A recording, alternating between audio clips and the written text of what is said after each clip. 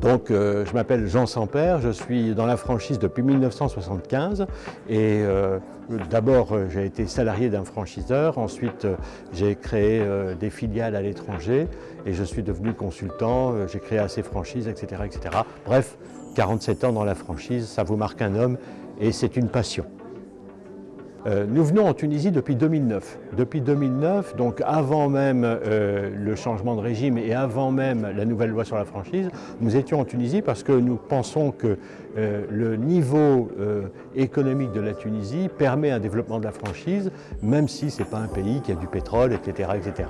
Il y a un potentiel intellectuel, un potentiel des personnes qui est très intéressant, malgré une population réduite.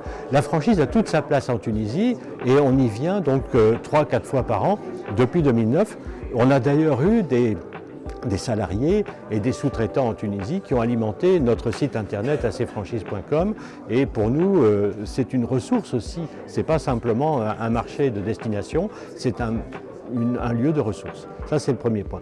Le deuxième point, c'est que dans ces ateliers que nous menons 3-4 fois par an depuis une dizaine d'années, on s'est rendu compte que le besoin d'information était réel et que naturellement le potentiel de la Tunisie en matière de franchise tarde à se développer. Le potentiel est là, mais il y a plein de choses. Il y a le Covid, il y a les situations économiques, etc. qui retardent. Néanmoins, la volonté des entrepreneurs tunisiens de se développer comme franchisés ou comme franchiseurs est là et leur potentiel, leur capacité à réussir est réelle. Donc on veut accompagner cela par les conférences qu'on mène, comme je vous disais, 3-4 fois par an, et notamment par celle-ci qui a été organisée par le CLDP, comme d'autres avant d'ailleurs, avec Franchise Business Club, qui est donc l'entreprise que je représente, pour faire passer un certain nombre de messages aux franchisés, c'est quoi, comment on fait, comment on choisit un franchiseur, etc.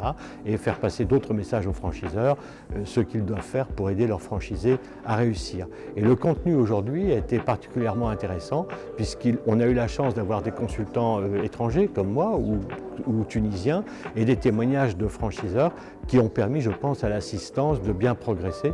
Et je remercie Tunisie Franchise de l'aide qu'elle nous apporte pour diffuser le message.